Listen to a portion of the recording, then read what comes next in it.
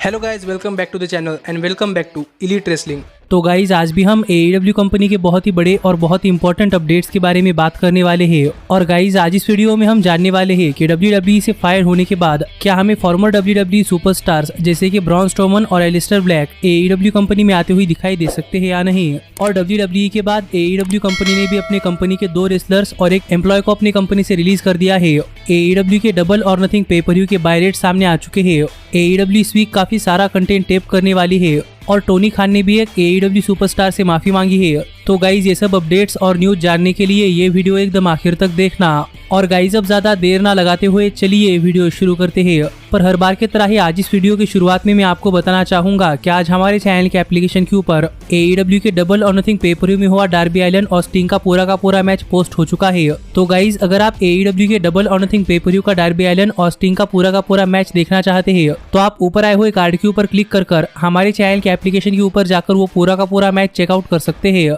पर गाइज अब हम बात करते हैं हमारे अपडेट्स की और सबसे पहले बात करते हैं AEW के डबल और नथिंग पे पर व्यू के बाय रेट्स की। तो गाइज आपको तो पता ही होगा कि AEW का हर पे पर व्यू खत्म होने के बाद उस पे पर व्यू के बाय रेट सामने आते हैं, जिसका मतलब कि ये रिवील होता है कि वो पे पर व्यू कितने लोगों ने खरीद कर देखा है। क्योंकि गाइज पे पर व्यू का मतलब ही होता है पे पर व्यू और ऐसे शोज अमेरिका के अंदर खरीद कर देखने पड़ते हैं। और फिलहाल में डेव मैडजर ने अपने लेटेस्ट रेसलिंग ऑब्जर्वर न्यूज़लेटर के ऊपर बात करते हुए ये रिवील किया है कि हाल ही में हुआ AEW का डबल और नथिंग पे पर व्यू कितने लोगों ने खरीदा है। और यहाँ पर डेव मैडजर की रिपोर्ट हमें बताती है कि गाइज इस साल का AEW का डबल और नथिंग पे पर व्यू लास्ट ईयर के डबल और नथिंग पे पर व्यू से करीब 12% ज्यादा लोगों ने खरीदा है। पर जहाँ तक बात है नंबर्स की तो गाइज इस साल के डबल और नथिंग पे पर व्यू के बाय रेट्स रहे करीब 1,20,000, यानी कि AEW का डबल और नथिंग पे पर व्यू करीब 1,20,000 लोगों ने खरीद कर देखा है। जो देखा जाए तो AEW कंपनी के लिए काफी अच्छी बात है, क्योंकि अगर हम इस पे पर व्यू से AEW कंपनी को प्रॉफिट एस्टिमेट करें तो गाइज हर एक पे पर व्यू का बाय रेट करीब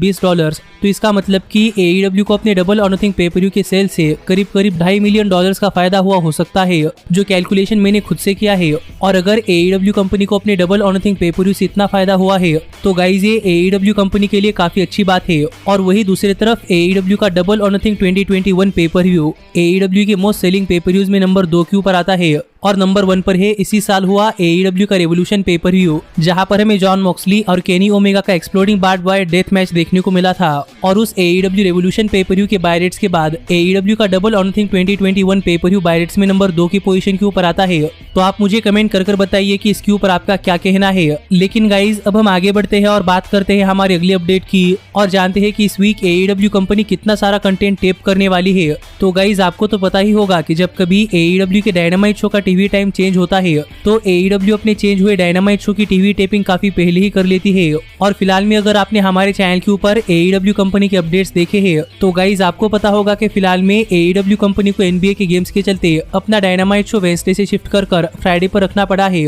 जिसका मतलब कि यहाँ पर AEW के डायनामाइट शो के टीवी टाइम में काफी बड़ा चेंज आ चुका है। और इसी वजह से AEW ने अपने कई डायनामाइट शो स्टेप करने का डिसीजन लिया है। और यहाँ पर अपने रेसलिंग ऑब्जर्वर न्यूज लेटर के ऊपर बात करते हुए डेव मैडजर ने बताया कि प्रोबेबली AEW इस हफ्ते के अंदर अपने आने वाले करीब 3 वीक्स के डायनामाइट शो का कंटेंट इस वीक ही टेप करने वाली है, यानी कि आज के बाद लगातार आने वाले 3 वीक्स के डायनामाइट शोज AEW इस वीक ही टेप करने वाली है। तो गाइज हमें प्रोबेबली आने वाले डायनामाइट शोज के लिए AEW के कई सारे स्पॉयलर्स बाहर आते हुए दिखाई दे सकते हैं। पर AEW अपने आने वाले 3 डायनामाइट शोज टेप करने वाली है। इसका मतलब कि गाइज हमें प्रोबेबली आने वाले 3 हफ्तों तक AEW का डायनामाइट शो वेडनेसडे की जगह फ्राइडे पर ही देखने को मिलने वाला है। जिसके ऊपर आपका क्या कहना है ये आप मुझे कमेंट कर बताइए। पर गाइज जहाँ तक बात है मेरी तो गाइज मैं तो यही होप कर रहा हूँ कि AEW के डायनामाइट शो की व्यूअरशिप कम ना हो। पर अब हम आगे बढ़ते हैं और बात करते हैं हमारे अगली अपडेट की और गाइज जानते हैं कि WWE कंपनी के बाद AEW कंपनी ने अपनी कंपनी में से कौन से 2 रेसलर्स और कौन से एक एम्प्लॉय को फायर कर दिया है।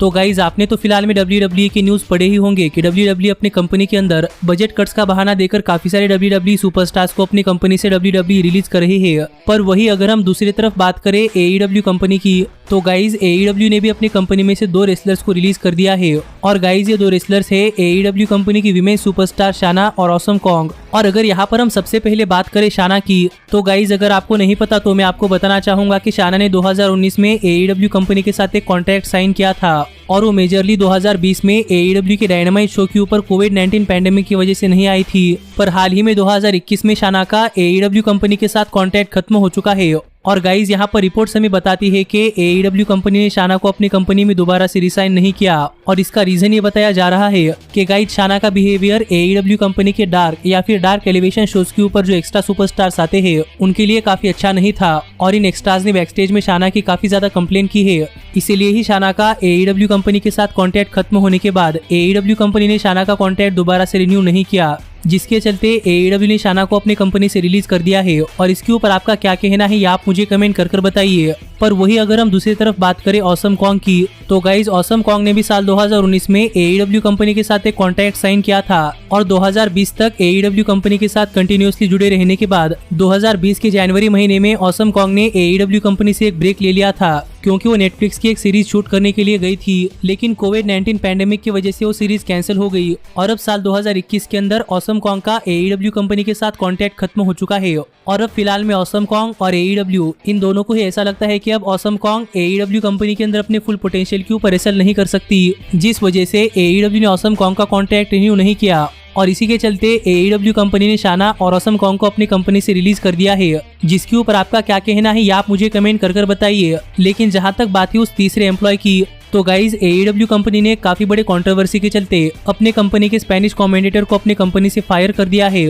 और ये कंट्रोवर्सी हुई कुछ ऐसी थी कि AEW के डबल और नथिंग पेपर के go home edition Dynamite show के ऊपर हमें जहां पर हिकारू शिरा का सेलिब्रेशन देखने को मिला था, तो यहाँ पर इंडिया में जैसे इंडिया के हिंदी कमेंटेटर रेसलर्स क्या बात कर रहे हैं वो ट्रांसलेट कर हमें हिंदी में बताते हैं, वैसे ही वहाँ पर स्पेनिश कमेंटेटर हिकारू शिरा क्या बात कर रही है वो स्पेनिश में ट्रांसलेट कर अपने स्पेनिश लोगों को बता रहे थे। पर यही पर बात करते हुए AEW कंपनी के एक स्पेनिश अनाउंसर ने हिकारू शिरा की इंग्लिश को मॉक करते हुए हिकारू शिरा की इंग्लिश का मजाक उड़ाया, जो मुद्दा देखा जाए तो यूनाइटेड स्टेट्स के अंदर रेसिज्म के अंडर आता है, जिसके चलते उस स्पेनिश अनाउंसर के ऊपर एक इल्जाम लग गया कि उसने हिकारू शिरा के जैपनीज एक्सेंट को मॉक करते हुए रेसिज्म फैलाया है। और इस कंट्रोवर्सी के बाद फिलहाल में रेसलिंग इंडस्ट्री के अंदर AEW कंपनी के कई सारे फैंस उस स्पेनिश अनाउंसर से काफी ज्यादा नाराज थे और इसीलिए ही AEW कंपनी के चेयरमैन यानी कि टोनी खान ने उस स्पेनिश अनाउंसर को अपनी कंपनी से फायर कर दिया है। जिस तरीके से AEW कंपनी ने भी अपनी कंपनी में से एक एम्प्लॉय और 2 रेसलर्स को रिलीज कर दिया है, तो इसके ऊपर आपका क्या कहना है ये आप मुझे कमेंट कर बताइए। और आपको क्या लगता है कि क्या टोनी खान को स्पेनिश अनाउंसर को फायर करना चाहिए था या नहीं। पर गाइज वही अगर हम बात करें टोनी खान की, तो गाइज इस इंसिडेंट के बाद टोनी खान ने भी AEW कंपनी के एक रेसलर की माफी मांगी है और गाइज वो रेसलर कोई और नहीं बल्कि farmer AEW women's world heavyweight champion Hikaru शिरा है। और टोनी खान ने AEW कंपनी के बैकस्टेज में हिकारू शिरा से माफी मांगते हुए कहा कि स्पेनिश अनाउंसर ने जिस तरीके से हिकारू शिरा के एक्सेंट का मजाक उड़ाया है, इसीलिए ही टोनी खान ने हिकारू शिरा की माफी मांगी है। जो देखा जाए तो बड़े बड़े कंपनियों के बॉस तो नहीं करते, लेकिन यहाँ पर टोनी खान ने अपनी कंपनी के अंदर एक रेसलर की माफी मांगकर ये दिखाया है कि टोनी खान अपने कंपनी में हर एक रेसलर की रिस्पेक्ट करते हैं और उनके लिए AEW कंपनी का हर एक रेसलर इंपॉर्टेंट है। और आप मुझे कमेंट कर बताइए कि हिकारू शिरा के साथ एक रेसिस्ट इंसिडेंट होने के बाद टोनी खान के हिकारू शिरा की माफी मांगने के ऊपर आपका क्या कहना है। लेकिन गाइज अब हम आगे बढ़ते हैं और बात करते हैं हमारे सबसे मेन अपडेट की। और गाइज जानते हैं कि क्या WWE से रिलीज होने के बाद हमें ब्रॉन स्ट्रोमन या फिर बाकी WWE में से रिलीज हुए सुपरस्टार्स AEW कंपनी ज्वाइन करते हुए दिखाई दे सकते हैं या नहीं। तो गाइज फिलहाल में WWE के सुपरस्टार्स के रिलीज होने के बाद इन सुपरस्टार्स को लेकर एक काफी बड़ा सवाल आ रहा है कि हमें सुपरस्टार आगे चलकर कौन सी रेसलिंग कंपनी ज्वाइन करते हुए दिखाई दे सकते हैं।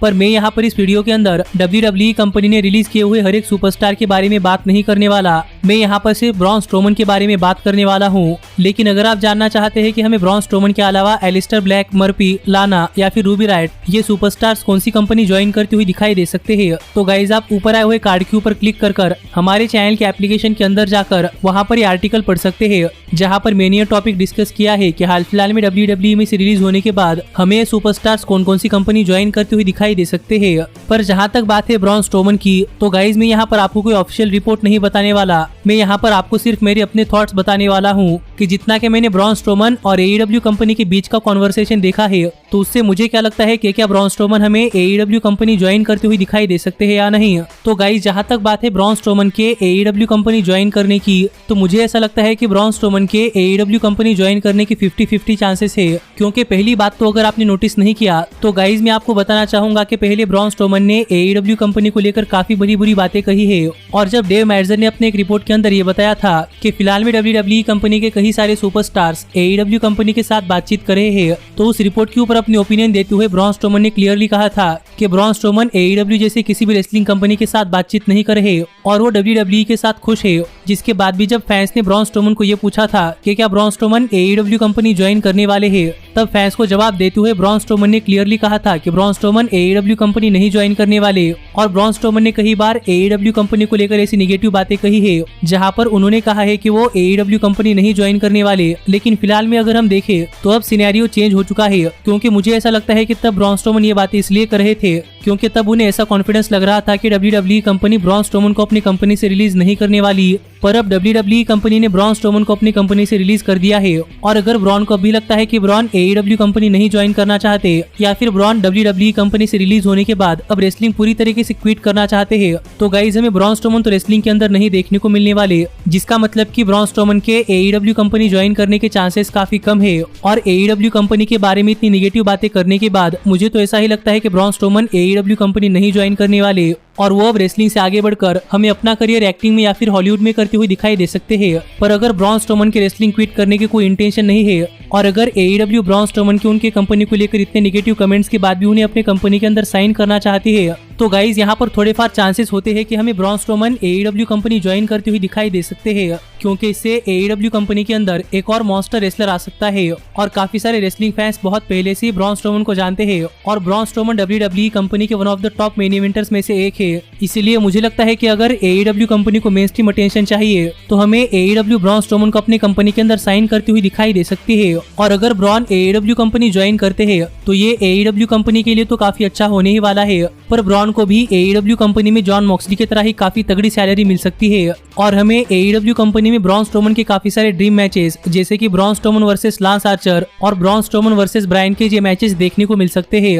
और इससे ओवरऑल AEW को भी फायदा होगा। इसलिए फिलहाल में मुझे ऐसा लगता है कि ब्रॉन स्ट्रोमन के AEW कंपनी ज्वाइन करने के चांसेस 50-50 है। और अगर वो रेसलिंग क्विट करते हैं तो हमें वो हॉलीवुड के अंदर जाते हुए दिखाई दे सकते हैं, पर अगर वो रेसलिंग कंटिन्यू करते हैं तो ये बात तो कंफर्म है कि ब्रॉन स्ट्रोमन हमें AEW कंपनी के अंदर देखने को मिलने वाले हैं। और मैं यहाँ पर AEW इसलिए कह रहा हूँ कि फिलहाल में यूनाइटेड स्टेट्स के अंदर WWE के लेवल की सैलरी सिर्फ AEW कंपनी दे सकती है और स्ट्रोमन भी WWE कंपनी से काफी तगड़ी सैलरी ले रहे थे। इसीलिए मुझे तो नहीं लगता कि ब्रॉन स्ट्रोमन हमें NJPW या फिर इम्पैक्ट रेसलिंग ज्वाइन करते हुए दिखाई देने वाले हैं। और अगर वो रेसलिंग के अंदर अपना रिटर्न करेंगे तो वो AEW कंपनी के अंदर ही हो सकता है। और अगर AEW अपने आने वाले शो रैम्पेज के ऊपर ब्रॉन स्ट्रोमन का AEW कंपनी के अंदर डेब्यू करवाती है तो गाइज AEW के नए शो AEW रैम्पेज को भी काफी सारे लोग देख सकते हैं। इसीलिए मेरे हिसाब से अगर ब्रॉन स्ट्रोमन AEW कंपनी के अंदर आते हैं तो हमें स्ट्रोमन का डेब्यू AEW के रैम्पेज शो के ऊपर देखने को मिल सकता है। लेकिन गाइज आप मुझे कमेंट कर बताइए कि क्या आप ब्रॉन स्ट्रोमन को AEW कंपनी ज्वाइन करते हुए देखना चाहते हैं या नहीं।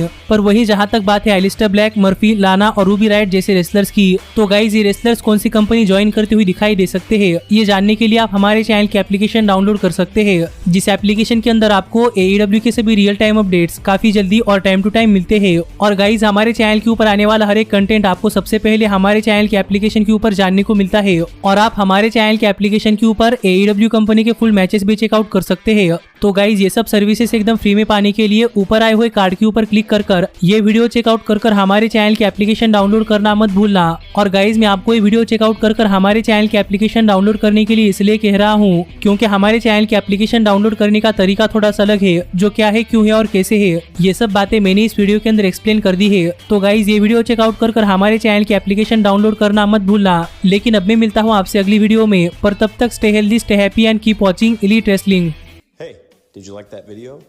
Click the screen for more. And where do you think you're going? Check out our official merchandise page and to support the entire cast. And thanks so much for being the elite. The elite, the elite. What, Nick, you're not going to sing it all with me this time?